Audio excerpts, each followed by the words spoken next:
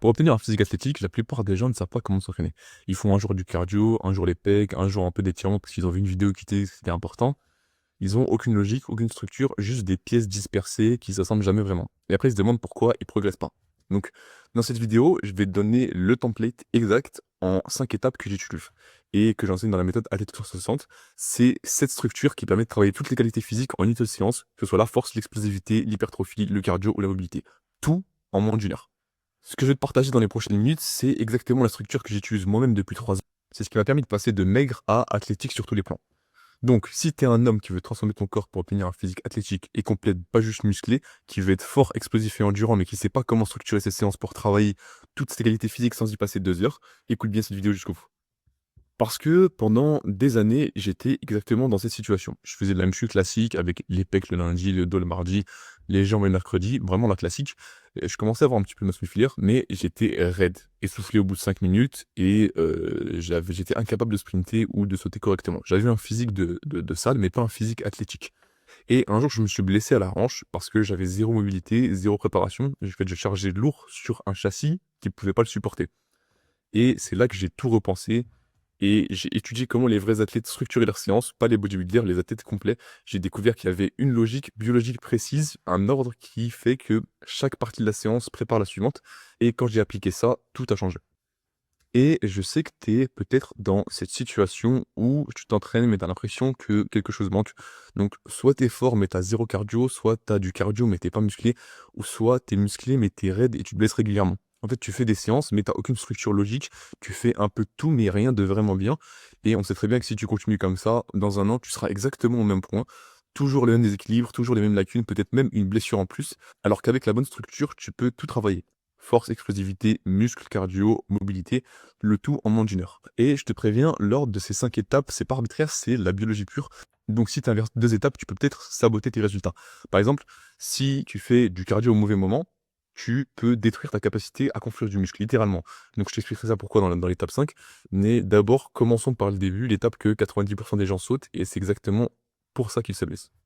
Donc, la première étape, ça va être le châssis, donc la mobilité qui va durer à peu près 5 minutes dans ta séance. Avant de mettre de la puissance, tu dois déjà t'assurer que la structure peut la supporter. C'est à cause de ce problème que je me suis blessé à la hanche par manque de mobilité. Donc je m'entraînais sur une hanche qui n'était pas très mobile et forcément, à force de squatter lourd, ma hanche a cédé parce que je n'étais pas capable de réaliser le mouvement correctement déjà sans mouvement. Alors c'était quelque chose de sûr, une fois que j'ai commencé à rajouter du poids, à mettre de plus en plus lourd, ma hanche elle a craqué, elle a sauté et blessure, donc un arrêt pendant 4 mois. Donc la question que tu vas se poser, c'est que tu dois comprendre toi-même, c'est déjà à quoi ça sert d'avoir un moteur puissant si ton châssis ne peut pas le supporter. À rien du tout. Donc avant de chauffer tes muscles, tu dois préparer tes articulations. Pourquoi? Parce que dans tes articulations, on a le liquide synovial, c'est le liquide qui va lubrifier tes articulations. Et donc quand tu travailles le matin ou que tu as passé 8 heures assis au bureau, ce liquide, en fait, il est stagnant. Donc en fait, c'est normal, tes articulations sont raides et verrouillées. Donc si tu commences direct à charger lourd dans cet état, ce qui va te passer, c'est que tu vas juste te diriger plus rapidement vers des douleurs ou des blessures. En fait, c'est juste comme si tu cherchais les problèmes. Donc maintenant, ce que je fais pour pallier à ce problème, c'est que à chaque séance, je commence par des rotations articulaires contrôlées. Les rotations articulaires contrôlées, qu'est-ce que c'est? C'est des mouvements actifs qui sont contrôlés dans toute l'amplitude de ton articulation. L'objectif, c'est de faire des cercles longs et vraiment contrôlés, donc dans toutes tes articulations, que ce soit tes hanches, tes épaules ou ta colonne vertébrale. L'objectif, c'est vraiment de distribuer le liquide synovial dans toute l'articulation et donc de lubrifier le système. La règle personnelle que je me suis mis en tête depuis, c'est que si je ne peux pas contrôler l'articulation en vide, je ne dois pas la charger avec du poids. Pourquoi? Parce que si ma hanche bloque quand je fais un simple cercle sans charge, qu'est-ce qui va se passer à ton avis quand je mets 100 kg sur mon dos pour squatter? Bah, il va y avoir des compensations avec d'autres articulations. Ces articulations qui vont compenser, il va y avoir des douleurs et forcément des blessures qui vont apparaître. Donc, la conclusion, c'est simple, 5 minutes de rotation articulaire au début de chaque séance, c'est tout ce qu'il te faut. 5 minutes qui m'ont évité de me reblesser depuis ces 3 dernières années.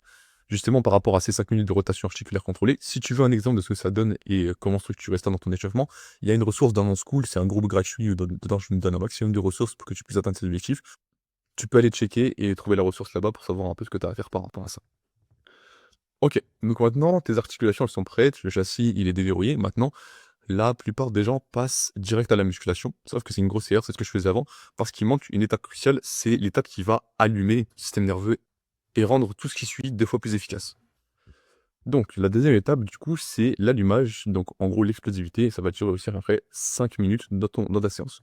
Ton système nerveux central, c'est lui qui contrôle tout. C'est lui qui envoie le signal à tes muscles pour se contracter. Et donc, plus ce signal est fort et rapide, plus tu recrutes de films musculaires. Plus tu recrutes de films musculaires, donc plus tu génères de force. Le problème, c'est que quand tu débarques à la salle après une journée bureau, ton système nerveux, il est un peu en mode économie d'énergie. Et donc, si tu commences directement à squatter lourd, t'es pas à 100%, t'es lent, t'es moins fort que ce que tu pourrais l'être. Il y a une méta-analyse qui a été publiée qui a montré que des mouvements explosifs effectués avant des mouvements de force peuvent augmenter la performance de 3 à 5% en moyenne. Peut-être que tu te dis 3 à 5% en moyenne, ça paraît peu, mais sur un squat à 100 kg, ça fait 3 à 5 kg de plus, et sur un an de progression, tu verras la différence. Donc concrètement, comment j'applique ça et comment tu pourrais toi aussi appliquer ça? C'est en plaçant, après la phase de mobilité, donc d'échauffement du début de ta séance, des mouvements d'explosivité, que ce soit des sauts, des lancers de medicine ball, en fait, des mouvements dynamiques où je vais générer un maximum de vitesse. Ces mouvements explosifs, ils vont réveiller mon système nerveux, ils vont recruter immédiatement des fibres musculaires rapides, donc les fibres de type 2, celles qui génèrent le plus de force et qui ont le plus gros potentiel de croissance. Et peut-être que tu te demandes pourquoi mettre ces exercices d'explosivité en début de séance après la mobilité. C'est simple, c'est que l'explosivité demande un système nerveux frais. Si tu fais des sauts à la fin de ta séance, quand tu es déjà fatigué, bah, il peut y avoir deux problèmes. Déjà, tu es lent, tu n'arrives plus à générer. Déjà, tu es lent, tu n'arrives plus à générer de la vitesse, donc l'exercice perd tout son intérêt parce qu'il faut être totalement frais pour faire de l'explosivité. Et le deuxième problème, c'est que tu risques la blessure, parce qu'un mouvement explosif mal contrôlé sur un corps fatigué, ça sent les problèmes en fait. Ok, donc maintenant, ton châssis il est déverrouillé avec la mobilité, ton système nerveux il est allumé avec l'explosivité. Maintenant, c'est le moment de construire la fondation. C'est l'étape la plus importante de toute la séance. C'est là où tu deviens réellement plus fort.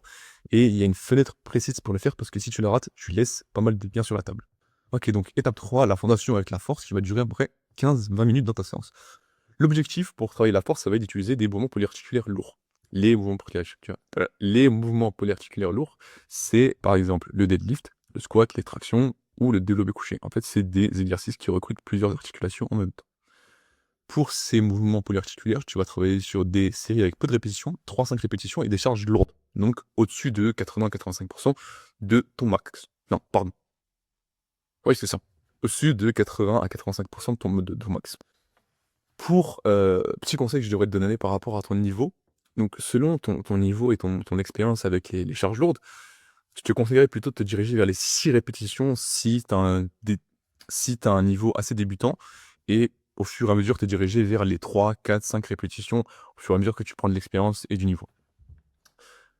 Maintenant, pourquoi faire la force à ce moment-là de la séance? Ton système nerveux, il est activé grâce à l'étape 2 et donc l'explosivité, il est chaud et il est prêt à envoyer des signaux puissants à tes muscles. Mais il n'est pas encore fatigué métaboliquement, tu n'as pas encore accumulé de lactate dans tes muscles et tu n'as pas encore vidé tes réserves d'énergie. Donc c'est la fenêtre parfaite pour charger lourd. Donc à chaque séance effort max, donc là où tu vas travailler ta force, l'objectif ça va être de mettre un à deux mouvements polyarticulaires bien lourds sur du 3 à 5 répétitions ou 6 répétitions selon ton niveau avec des charges lourdes et un repos complet entre les séries. Ok, donc la fondation elle est posée, tu as travaillé ta force. Maintenant, ton système nerveux il commence un peu à fatiguer, tu n'as plus la même capacité à générer de la tension maximale, mais tes muscles, eux, sont très longs d'en avoir fini. Et c'est le moment de passer du coup à l'étape 4, l'étape où on va travailler plus sur l'esthétique, c'est celle-là où tu structures ton corps. Et contrairement à ce que la plupart des gens pensent, c'est pas la partie la plus importante de ta séance, mais par contre, elle est importante dans le sens où c'est celle qui va te donner le look et l'aspect physique que tu veux. Donc, quatrième étape, l'armure. C'est là, on va travailler l'hypertrophie qui va durer pareil à peu près 15-20 minutes de ta séance. Donc, après avoir fait la force, on passe du coup au mouvement accessoire. Donc, c'est des exercices plus isolés avec plus de répétitions. Donc, environ du 8, 12 ou 12-15 répétitions et avec moins de charge. Pourquoi est-ce qu'on fait ça maintenant? La force, juste avant, elle a fatigué ton système nerveux. Tu n'as plus la capacité de générer une tension maximale comme au début. Par contre, tes muscles, eux, ils peuvent encore travailler. Et ce qu'on va aller chercher pendant ce bloc d'entraînement, on va aller chercher la congestion, en fait, c'est cette sensation de brûlure quand le muscle se gorge de sang. Donc, à chaque séance, après le bloc de force, tu vas placer 2 à 4 exercices accessoires en superset, soit sur du 8 à 12 ou du 12 à 15 répétitions avec un tempo contrôlé.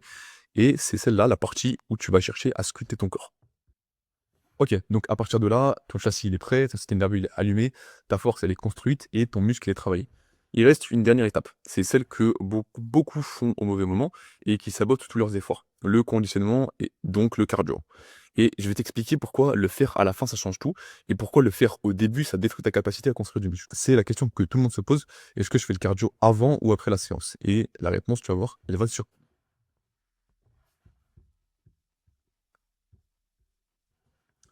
donc étape 5, le moteur, donc le conditionnement qui va durer à peu près 5 à 10 minutes de ta séance. Le cardio, c'est aussi ce que j'appelle le conditionnement. Ce que tu vas faire, c'est, à la fin de ta séance, tu vas pas faire des, 30 minutes de tapis roulant à regarder Netflix. L'objectif avec ce conditionnement, ça va être de faire du travail intense et court. C'est ce qu'on appelle un finisher.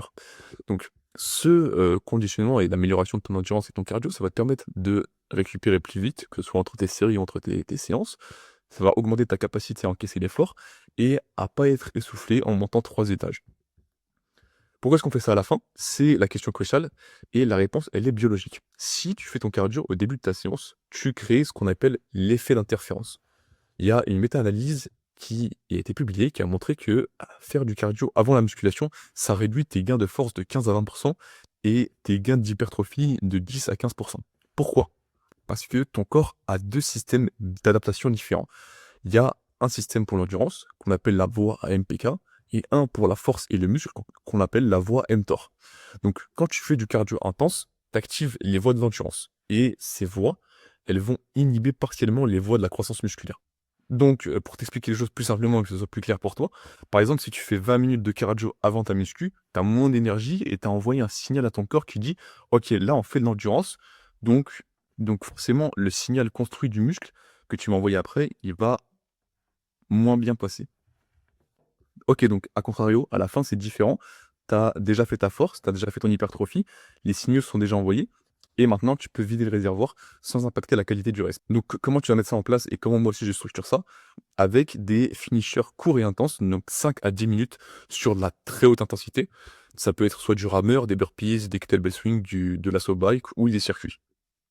L'objectif, c'est pas de faire du cardio longue durée, c'est par contre de pousser ton système cardiovasculaire dans une fenêtre courte. Tu brûles des calories en plus, tu améliores ta capacité de travail et comme ça tu termines ta séance en ayant tout donné. Conclusion de tout ça. Comment fonctionne le système Athletic 360 et ma méthode d'entraînement pour obtenir un physique athlétique et développer toutes tes qualités physiques? Donc ta séance doit être composée de ces 5 qualités physiques qu'on a vues, donc la mobilité, l'explosivité, la force, l'hypertrophie et le conditionnement dans cet ordre parce que ça respecte l'ordre biologique comme je te l'ai expliqué. Et donc si tu respectes cette hiérarchie, tu travailles absolument toutes les qualités physiques en moins d'une heure sans compromis. Et par contre, si tu fais l'inverse ou dans un ordre différent, il y a de grandes chances que tu sabotes tes résultats. Donc voilà, tu as tout ce qu'il te faut pour organiser correctement ta séance. Je te le rappelle encore, si tu veux accéder à la ressource dont je t'ai parlé juste avant, tu l'as dans mon school gratuit. C'est une communauté où je te partage toutes les informations pour que tu puisses transformer ton physique et obtenir un physique athlétique. Et donc, si en plus de ça, tu veux arrêter de bricoler tes séances, arrêter de faire un peu des puzzles sans logique et suivre un programme qui intègre déjà cette structure parfaite, adaptée à tes objectifs et ton emploi du temps, je te propose un appel de diagnostic offert pour vraiment, voir un peu ta programmation actuelle. On va regarder un peu ce que tu fais, identifier ce qui manque et je te montre comment appliquer cette structure pour tes objectifs spécifiques. Donc si tu es intéressé, clique sur le lien dans la description pour réserver ton appel et moi je te dis à la prochaine, à très vite dans la communauté de Sur School ou n'importe où. Envoie-moi un message sur Instagram si tu veux me poser une question et en tout cas, merci d'avoir regardé cette vidéo jusqu'au bout. À très vite.